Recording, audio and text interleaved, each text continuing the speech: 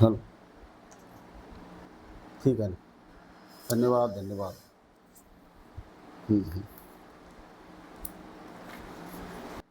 ठीक आहे. Okay okay okay.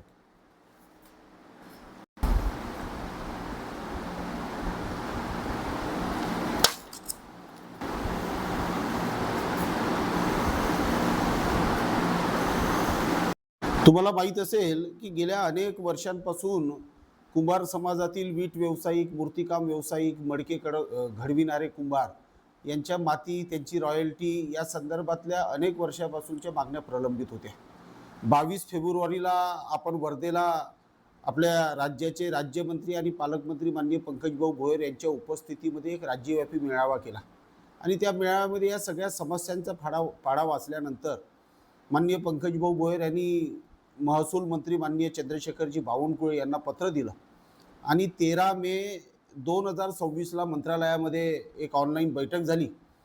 आणि त्या बैठकीमध्ये या सगळ्या समस्यांच्या संदर्भातली सगळी चर्चा होऊन एक आजपर्यंत नव्हे इतका असा पारदर्शी आणि विस्तृत GR काल 10 जूनला महसूल मंत्री आदरणीय चंद्रशेखरजी बावनकुळे यांनी काढला आणि आज संपूर्ण महाराष्ट्रामध्ये कुंभार समाजाला एक दिलासा मिळाल्याची भावना जाणवत आहे.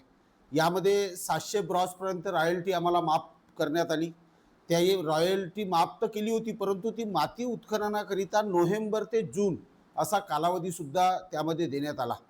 याआधी कुंभार समाजाचं ओळखपत्राला 1 वर्षाचा कालावधी होती व मुदत होती, त्याला 5 वर्ष करण्यात आली. आणि या सगळ्या याच्यामध्ये महसूल विभागाला सूचना देण्यात आली की या कुंभार समाजाच्या रॉयल्टीच्या संदर्भातल्या ज्या काही अडचणी असेल त्या एक खिडकी योजनेच्या माध्यमातून सॉल्व्ह करण्यात याव्या. त्याबरोबरीने मृदू व जलसंधारण विभागामध्ये गाळ आणि नदीमधील माती उपसून ते सुद्धा कुंभार समाजाला उचलण्याच्या संदर्भातली अनुमती प्रदान करण्यात आली. याचबरोबरीने अनेक ठिकाणी आमच्या गाव तिथे कुंभारखानी होत्या, त्यावर मोठ्या प्रमाणात अतिक्रमण होतं.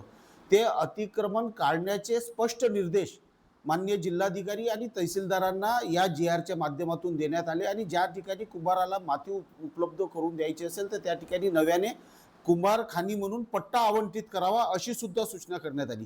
याचबरोबरीने वीट व्यवसायासाठी जो अकृषक परवाना लागत होता ती अट सुद्धा रद्द करण्यात आली आणि महत्त्वाचं म्हणजे औष्णिक वीज विद्युत केंद्रातून 20% फ्लाय ॲश हे सवलतीच्या दरामध्ये कुंभार समाजाला मिळणार आहे. हाही महत्त्वपूर्ण निर्णय यातून झाला आणि प्रत्येक तालुक्यामध्ये कुंभार व्यावसायिकांसाठी क्लस्टर तयार करावं या संदर्भात तहसीलदारांनी तिथल्या कुंभार कुटुंबाची यादी करून त्यांना जागा उपलब्ध करून त्यांचा क्लस्टर निर्मितीचा निर्णय करावा.